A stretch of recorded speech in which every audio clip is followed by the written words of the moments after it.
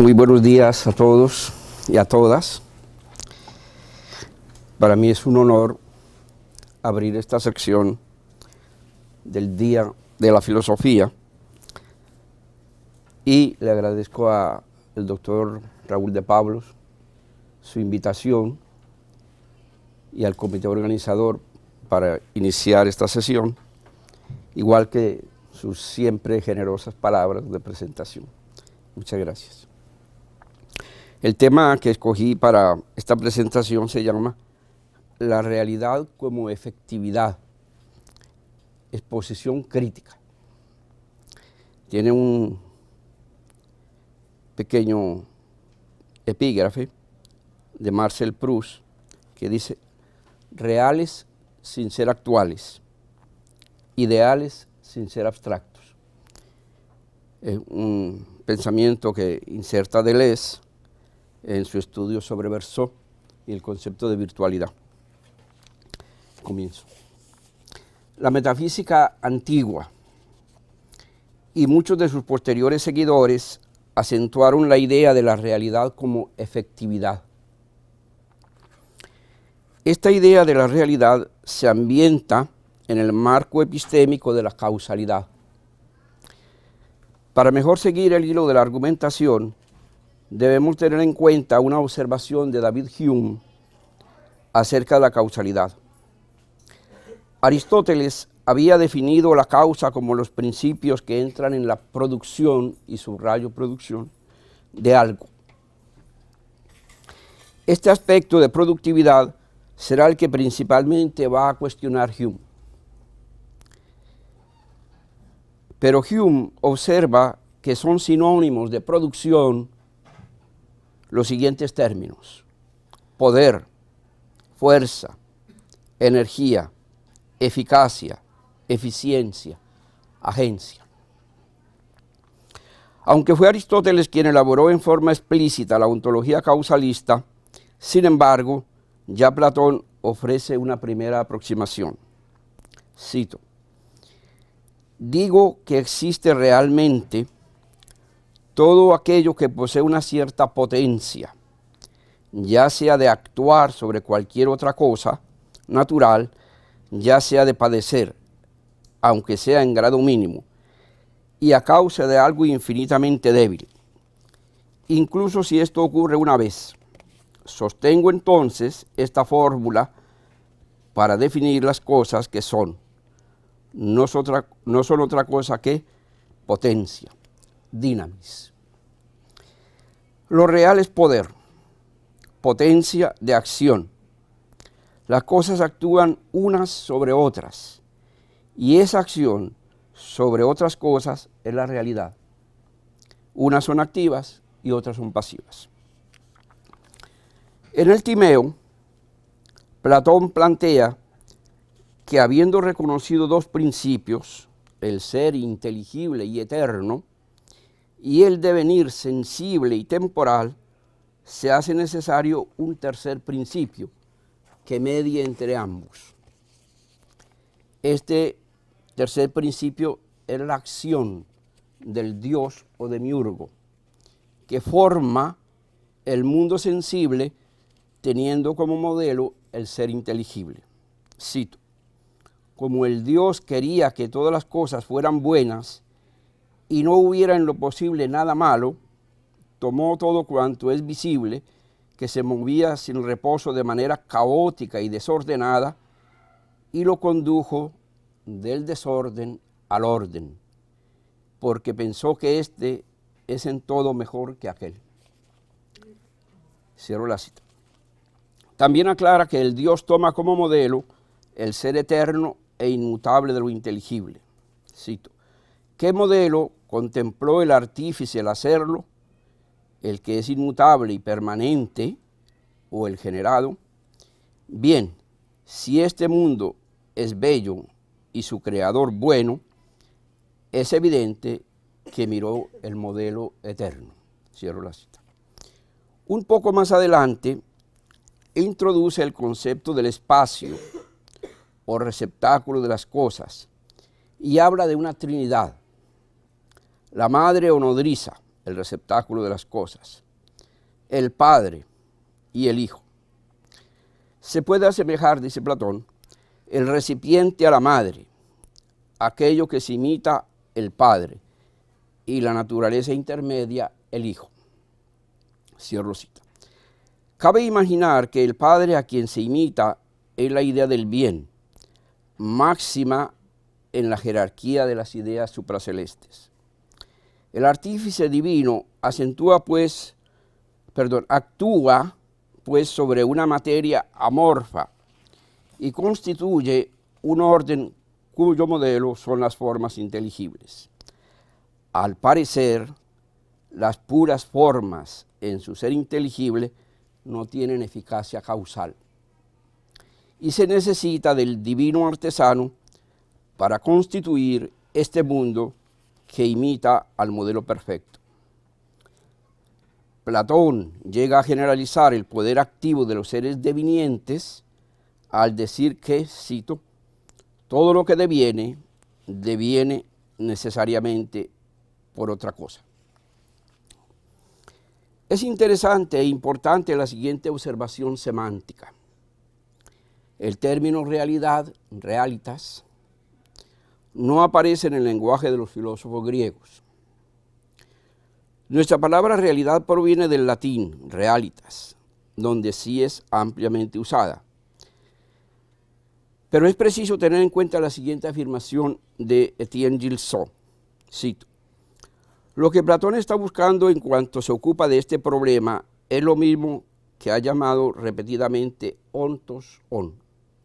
Esta expresión se suele traducir al español como lo realmente real, lo cual es sin duda correcto, y sin embargo, al traducirlo así, el griego pierde bastante de su fuerza original. Cierro la cita. No hay que olvidar que los filósofos romanos tradujeron al latín el lenguaje filosófico de los griegos.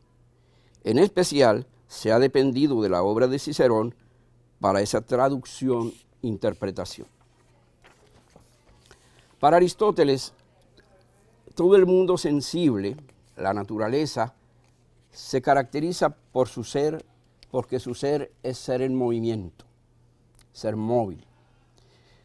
Pero todo lo que se mueve por algo.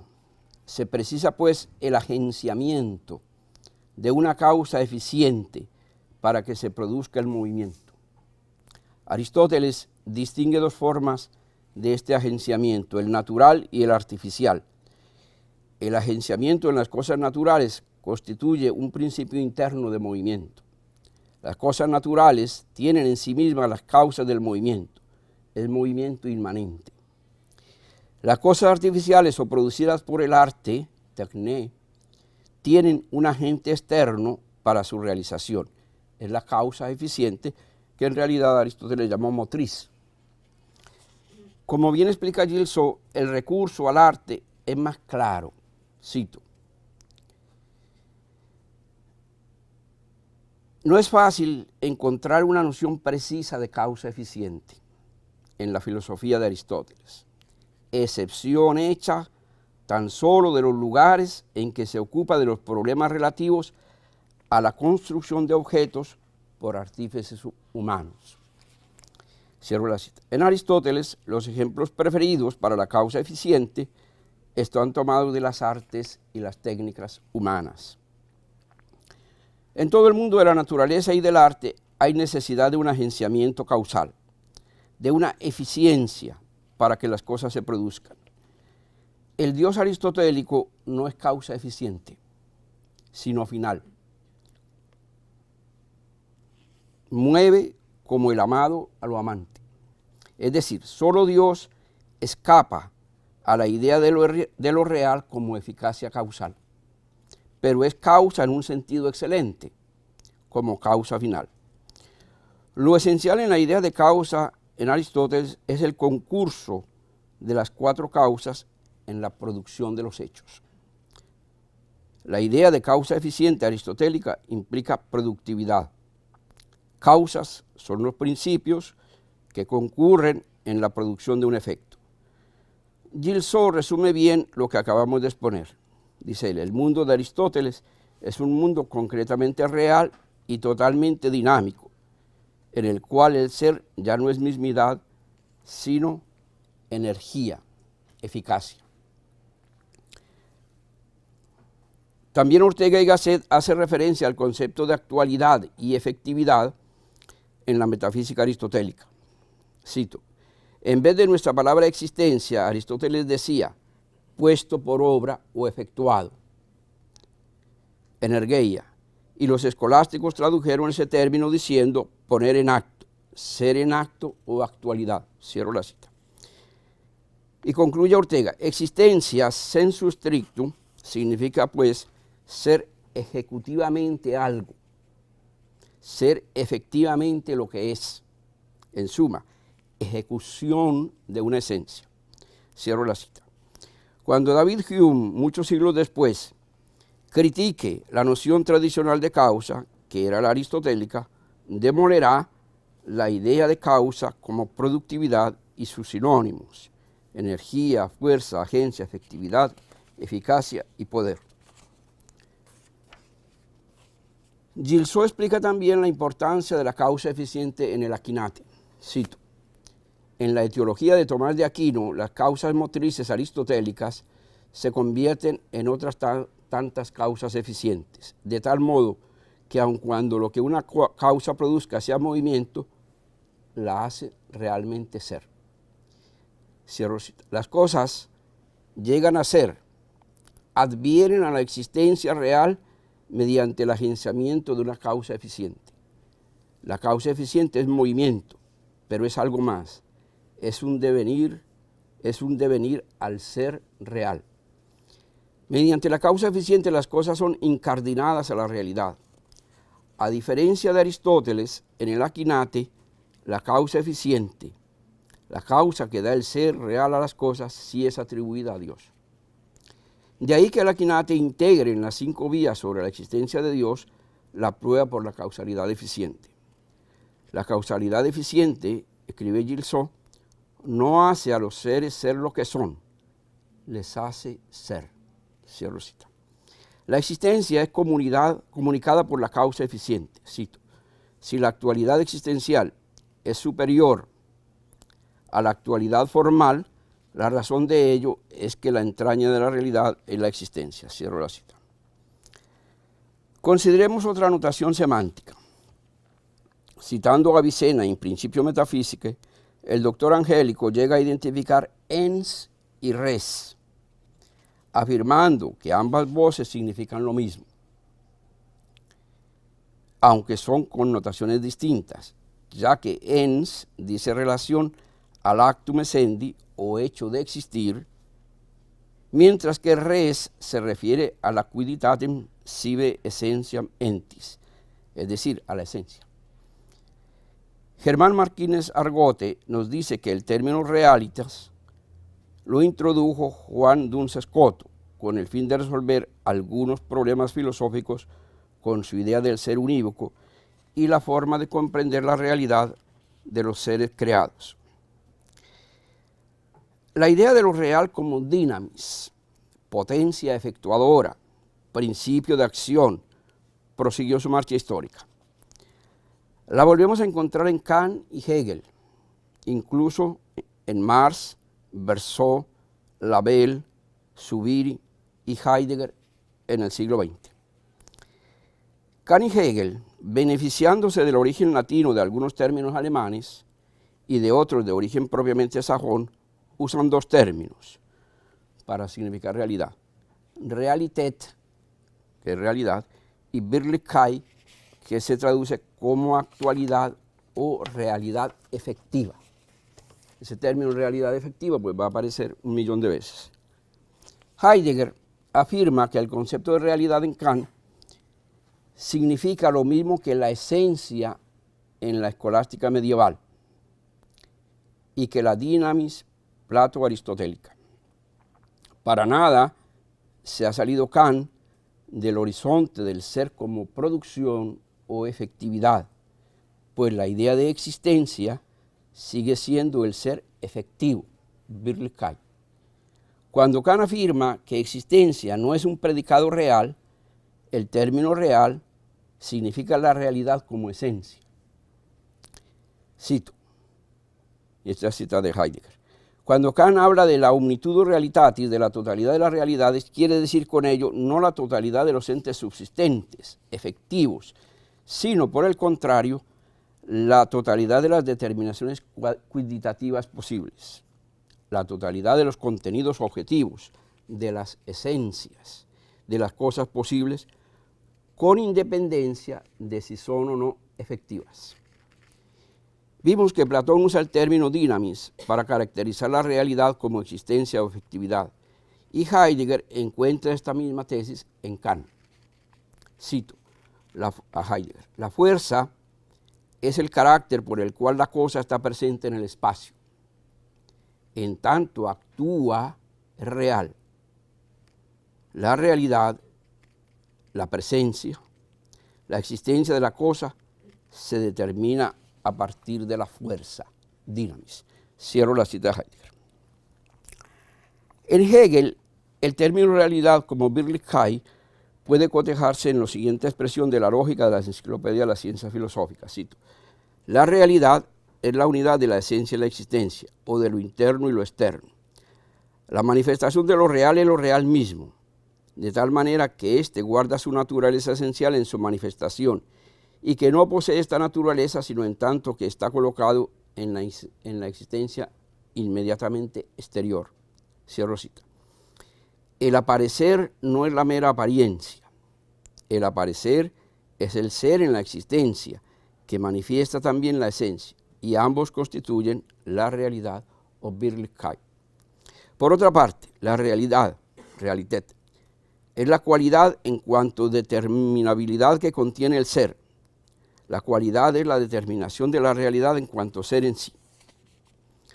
Cito a Hegel: si ahora consideramos la existencia como una determinabilidad que posee el ser, tendremos en ella lo que se entiende por realidad.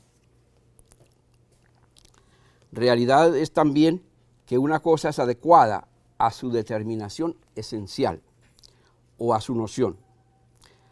La realidad es el acuerdo de la existencia de la cosa con su concepto. La cosa es lo que tiene que ser o lo que debe ser. El ser en sí es abstracto, indiferenciado, es ser envuelto, como la semilla de una planta que aún no se ha desarrollado. El desarrollo está contenido en el concepto de cada cosa como esencia.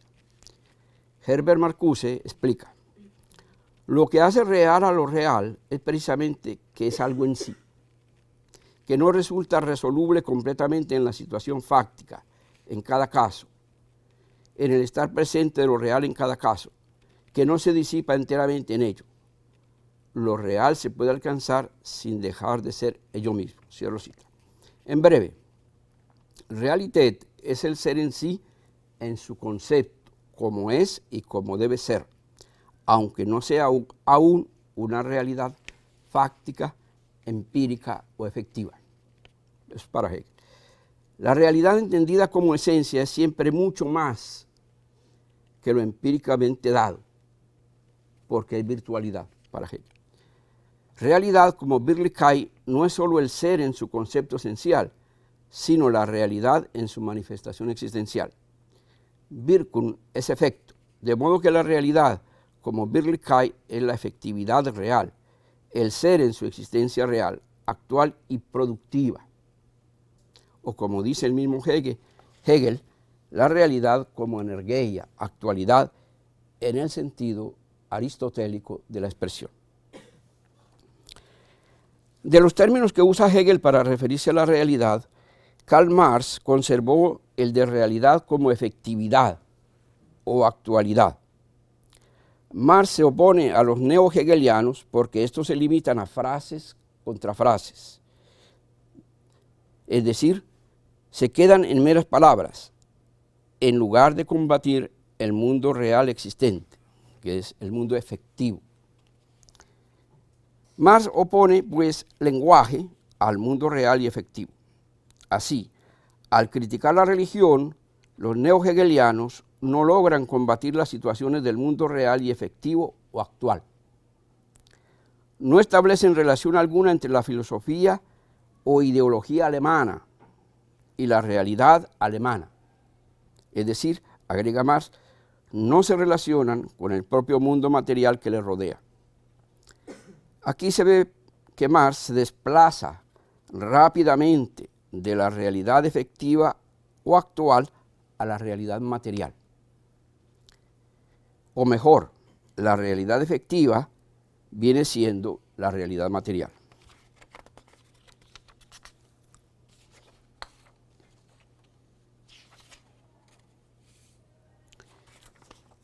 Paso al siglo XX, a saltos, ¿verdad? El filósofo francés Louis Labelle escribió un pequeño volumen denominado Ontología y se esfuerza en esclarecer los términos ser, existencia, realidad, valor e ideal. La idea de realidad se relaciona explícitamente con la eficacia. Cito, de esta realidad que es siempre en acto y siempre actual, que no solo nos pone enfrente del universo, sino que nos da en él un lugar por medio del cuerpo, puede decirse que tiene como carácter distintivo la eficacia. Realidad y eficacia, sigue diciendo Labelle, las designa a la vez el mismo término, y cita la palabra hegeliana, Wirklichkeit. Es real todo lo que se ejerce sobre otra cosa, una acción, que es capaz también de recibir de esta otra cosa. Fíjense que esa es la definición de Platón, incorporada ahí. Si tenemos en cuenta lo ya dicho, vemos que Labelle es muy fiel a esta tradición que caracteriza la realidad como eficacia, actualidad, acción de una cosa sobre otra, e incluso usa la palabra alemana Wirklichkeit para definir su concepto de lo real.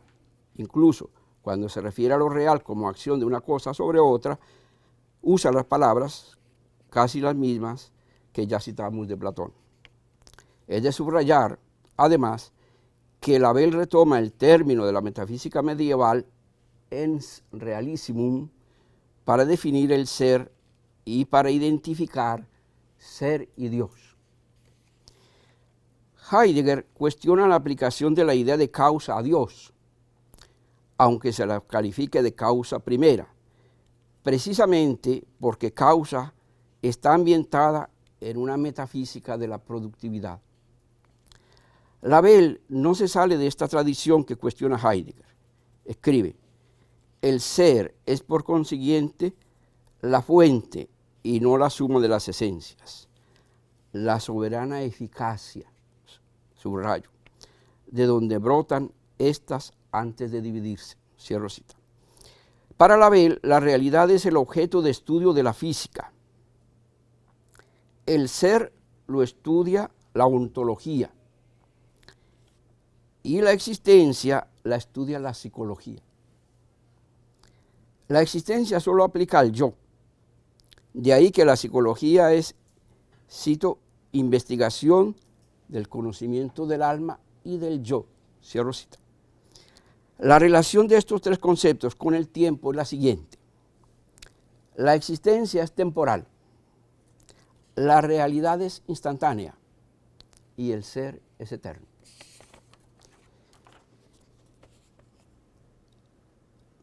Más adelante volveremos un poquito sobre Labelle, que es quizá el donde más se pueden encontrar estos conceptos. Javier Zubiri tiene varias fórmulas mediante las cuales explica lo que entiende por realidad.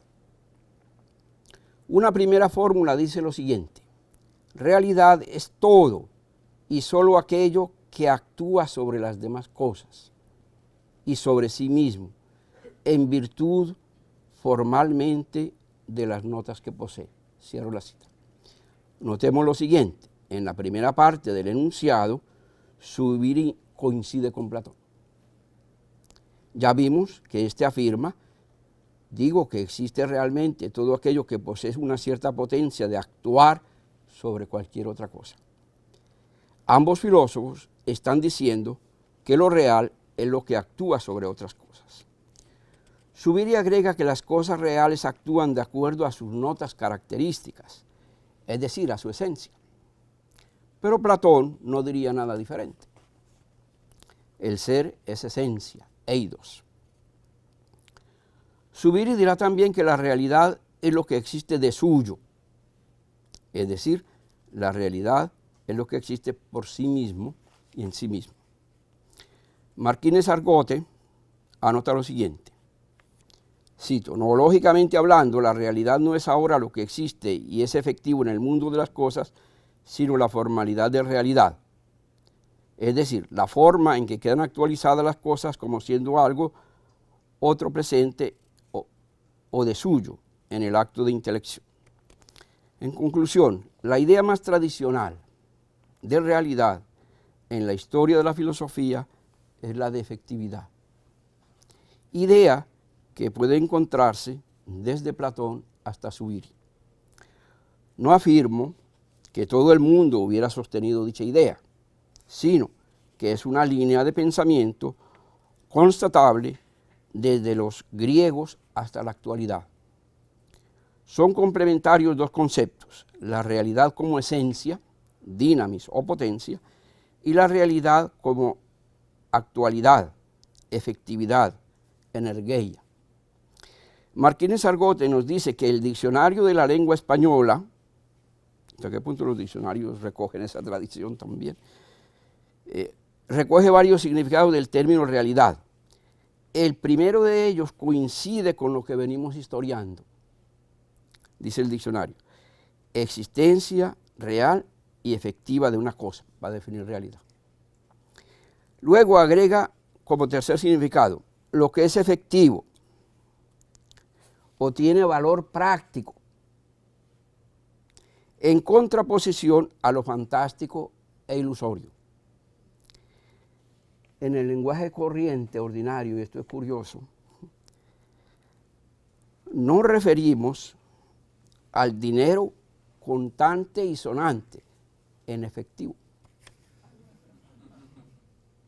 Esa anotación aparece en un libro de metafísica de Ortega y Gasset, así que no me la inventé yo. Pagar en efectivo es pagar en dinero constante y sonante, y no mediante un cheque o, como hacemos hoy, casi todos los días y a cada momento, en tarjeta o dinero plástico. O sea que hasta allá llega la metafísica. Bueno, o sea que la metafísica es muy física. Este carácter práctico y hasta pragmático lo explicaba ya Simplicio cuando afirma, cito: "Una discusión es pragmática cuando parte de principios que son propios del objeto considerado, que se funda en la naturaleza misma de la cosa". En griego, cosa es pragma, así que todavía seguimos en el mundo pragmático. Cuando, en consecuencia de una demostración que no contiene más que a su objeto. Cosa, en griego, es pragma, como acabamos de ver en el texto de Simplicio. Ahora bien, la filosofía en la lengua del Lacio tradujo pragma por res, su genitivo rei, y su plural rerum, como reza en el título del libro de Lucrecio Caro, de Rerum Natura, la naturaleza de las cosas. El sustantivo abstracto sería realitas, que es el origen próximo de nuestra palabra castellana realidad. En el escrito de Luis Label, vuelvo a Label, que ya he citado, hay una afirmación que me lleva a concluir que el concepto de realidad se identifica con el de cosas.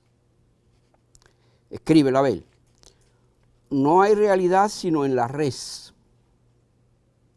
y res es cosa, ¿verdad? "Ni podemos realizar nada de otra manera que transformándola en cosa". Cierro cita. Label escribe también: "No puedo reificar ni el ser ni la existencia". Ya vimos que los distingue, ¿verdad? Ahora, yo agrego: "No se puede reificar ni el ser ni la existencia, pero habría que agregar críticamente que no se puede cosificar la realidad". Es decir, la realidad no es una cosa. Y aún decir que la realidad es un conjunto de cosas sería bastante pobre, porque realidad es también devenir, o como dice Whitehead, la realidad es proceso. El filósofo y epistemólogo francés Bachelard utilizó el término cosismo para hablar de uno de los obstáculos epistemológicos, es decir, de los obstáculos que impiden llegar a la verdad, a la ciencia y al conocimiento de la realidad. Cito, Emil Meyerson, creyendo clarificar la filosofía realista que atribuía al físico, decía que el físico es cosista. Cierro cita. La concepción de la física, según la cual se admite la dualidad onda-corpúsculo, estamos en el siglo XX, nos permite superar el cosismo, dice Bachelard. La física contemporánea nos enseña, cito, a pensar los hechos de la experiencia, retirando el exceso de imagen que hay en esta pobre palabra cosa, dice Bachelard. Bueno, hay otra reflexión sobre Ortega, pero le voy a pasar porque yo veo que el tiempo pasa. Ok, vamos con Heidegger. Nos hemos valido en algunos trayectos de esta investigación de algunas afirmaciones de Heidegger, en las que cuestiona la episteme productivista desde la cual ha sido pensado el ente, el ser y la realidad. Pero hay que agregar que el propio Heidegger tampoco escapa a esta tradición de definir la realidad como efectividad. Escribe Heidegger: es verdad que lo posible es lo todavía no realmente efectivo. Pero esta cosa no efectiva no es para nosotros, sin embargo, algo nulo. También lo posible es, solo que su ser tiene otro carácter que el de lo realmente efectivo. Lo posible no es todavía efectivo porque lo posible no es todavía realidad. Pero cuando Heidegger se refiere a la realidad, la califica siempre de efectiva. Veamos otros textos. Ni lo posible ni lo necesario pertenecen a lo realmente efectivo. Por eso el concepto de ente no se agota en la efectividad de lo real. Cito, de esta manera, en modo alguno el ente se agota en lo realmente efectivo. Al ente pertenece la riqueza de lo posible y la precisión de lo necesario. La región del ente excede al sector de lo realmente efectivo. Heidegger agrega que al ser pertenecen tanto la posibilidad, la realidad y la efectividad, y la necesidad. Pero siempre que usa realidad, le agrega realidad efectiva. Realidad, posibilidad, necesidad son modalidades, es decir, modos del ser. Refiriéndose a un texto de Nietzsche, afirma Heidegger, cito, trabajadores y soldados abren las puertas a lo realmente efectivo. Cierro cita. Aunque se podrían citar más textos, concluyo con el siguiente, de Heidegger. Lo realmente efectivo conserva ciertamente su prioridad en nuestras experiencias, tomas de posición y planes, pero esta prioridad no significa necesariamente la preeminencia de lo realmente efectivo dentro del ente en total. Es decir, Heidegger está distinguiendo entre ente, ser y realidad, que siempre califica de realidad efectiva. Quizá esta no reducción del ser a lo real y efectivo le venga a Heidegger de su lectura de Agustín de Hipona.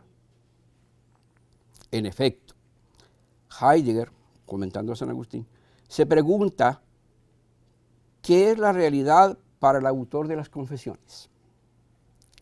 ¿Qué entiende Agustín por res? San Agustín ya utiliza el término latino, realidad, res. Los modos de la preocupación, del uti y del frui, dan, referidos a la res, la siguiente división en 3 clases. Y a continuación cita el texto de Agustín, que en su traducción dice: unas cosas sirven para gozar de ellas, frui, otras para usarlas, y algunas para gozarlas o usarlas. Cierro la cita. Existe la realidad de las cosas útiles, lo que sería realmente efectivo. Pero también se da la realidad de lo no útil, aquellas cosas cuya realidad es para nosotros motivo de fruición. Dios y la verdad son para Agustín realidades de las cuales disfrutamos, frui. Nadie se aborrece a sí mismo, pero el amor a sí mismo tiene que ser bien regulado. De lo contrario, se torna desordenado. El amor a los otros es bueno, pero se da también en relación al amor divino que constituye la vida feliz, vita beata. Aunque Heidegger no reduce el ser a realidad efectiva, sin embargo, cuando habla de realidad, siempre la califica de efectiva. Agustín, en cambio, aparentemente partiendo del neoplatonismo, piensa en realidades que no se ordenan a lo útil, sino que son realidades del disfrute o fruición. Termino. En conclusión, hemos tratado de mostrar los muchos casos, no son todos tampoco, ¿verdad?, en que la tradición metafísica occidental identifica realidad con lo efectivo, la eficacia y hasta la utilidad. No se ha pretendido que esta sea la única definición de realidad, pero sí vemos lo frecuente que ha sido. Entendemos que es necesario ir más allá de la definición de la realidad por la efectividad. Primero, porque efectividad y su campo semántico pertenece a la metafísica causalista y sustancialista.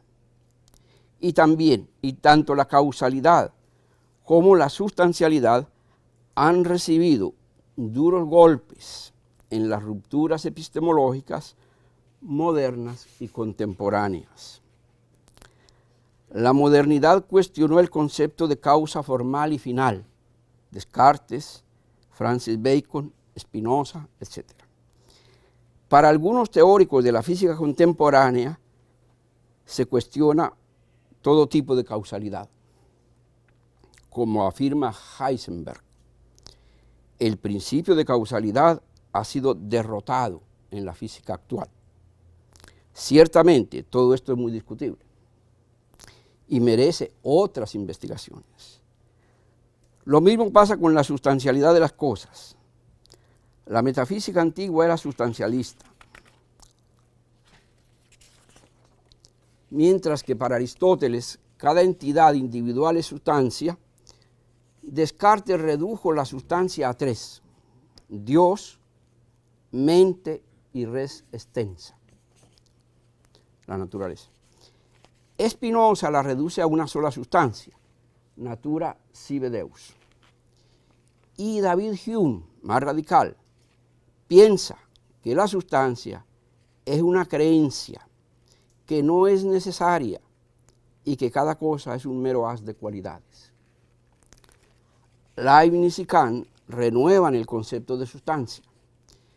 Pero si siguiéramos la discusión hasta el día de hoy, veríamos que tanto la causalidad como la sustancialidad son motivo de interminables discusiones.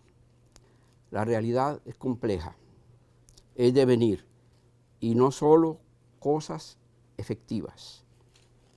Como escribe Ortega y Gasset, el que tiene la realidad, el que sostiene que la realidad radical es el espíritu, usa el vocablo sin acordarse de que el modo de ser del espíritu es muy distinto del modo de ser de una res, es decir, de una piedra, por ejemplo.